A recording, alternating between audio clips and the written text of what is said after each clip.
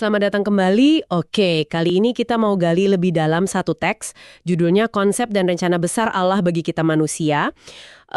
Isinya ini memetakan pandangan yang luas banget ya, dari siapa Allah sampai nanti akhir zaman itu gimana. Jadi tujuan kita sekarang, kita mau coba bedah bareng, apa sih inti dari rencana besar yang digambarin di sini buat Anda? Siap ya? Mari kita mulai. Iya, betul. Ini kayak ngeliat semacam blueprint teologis gitu ya. Sumber ini bahas soal hakikat Allah Tritunggal, terus kenapa manusia diciptain, yang katanya sih karena kasih, lalu masuk ke masalah dosa, dan solusinya lewat Yesus Kristus, peran Roh Kudus juga ada, sampai gambaran akhir zaman. Lengkap sih ini kerangkanya. Oke, kita mulai dari dasarnya dulu ya. Teks ini bilang Allah itu Esa, ada Bapa, Firman atau Anak, dan Roh Kudus. Dan dia udah ada sebelum apapun. Yang menarik buat saya, penciptaan manusia itu bukan karena Allah kesepian atau butuh teman, tapi murni karena kasihnya. Kita diciptain mirip gambarnya, tujuannya ya buat bisa deket, punya hubungan sama dia. Tapi, di sini mulai ada masalah nih. Ada yang namanya kejatuhan. Jadi manusia milih nggak taat gitu. Menurut teks ini, akibatnya serius loh. Jadi pisah dari pencipta, kesadaran manusia jadi rusak, terus muncul kematian, rohani dan jasmani. Ini titik penting yang ngubah cerita awalnya. Nah, ini dia nih, bagian yang bikin penasaran. Teksnya bilang kejatuhan itu bukan kejutan buat Allah.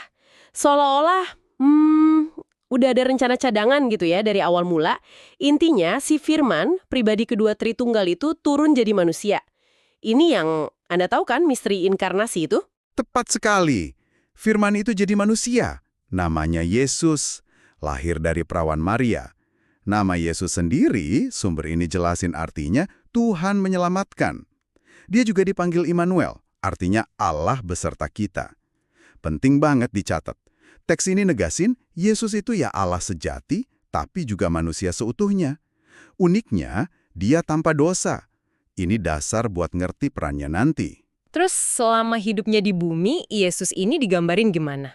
Katanya ngajar dengan kuasa ya, banyak mujizat juga. Ya, dia ngajar dengan wibawa ilahi, terus banyak bikin mujizat, sembuhin orang sakit, bahkan bangkitin orang mati. Sumber ini lihatnya itu sebagai tanda-tanda kalau kerajaan Allah udah mulai hadir lewat dia. Ajarannya juga, radikal buat zaman itu. Kayak, kasihi musuhmu, rendah hati. Ajaran radikal, kuasa ilahi, terus semua mengarah kemana puncaknya menurut teks ini? Nah, semua itu ngerucut ke puncak misinya. Kematian di kayu salib. Teks ini gambarnya jelas banget. Itu bukan kekalahan, tapi pengorbanan sukarela. Ada kutipan penting di sana. Ia menyerahkan nyawanya secara sukarela. Dia milih, gitu.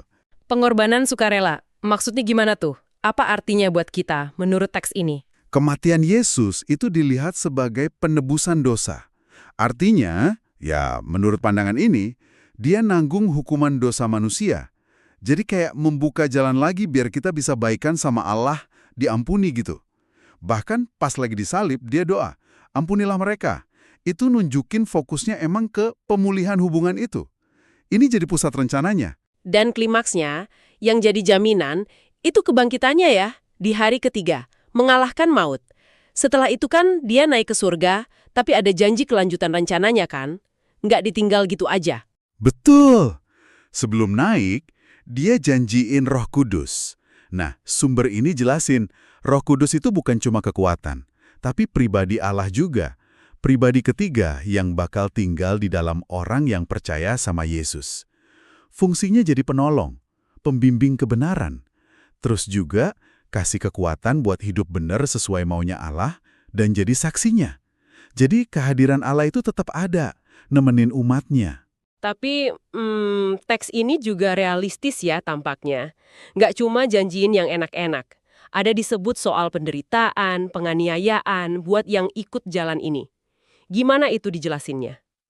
Ya, penderitaan itu dilihat bukan sebagai sesuatu yang aneh atau tanda Allah nggak peduli. Justru dianggap bagian dari proses pemurnian iman. Di dunia yang ya belum sempurna ini, gitu. Ada pandangan kalau kesulitan itu ada tujuannya, buat bentuk karakter pengikut Kristus. Oke, lalu bagaimana narasi besar ini ditutup? Akhirnya gimana menurut sumber ini? Teks ini ngelihat ke depan, dengan keyakinan Yesus bakal datang lagi. Tapi kali ini bukan sebagai bayi, melainkan sebagai hakim dan raja. Nanti bakal ada pemisahan yang jelas, tergantung respon orang ke rencana Allah ini.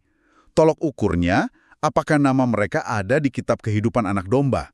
Kitab kehidupan anak domba, semacam metafora ya? Iya, semacam itu. Metafora untuk penerimaan atau penolakan terhadap karya penebusan Yesus tadi.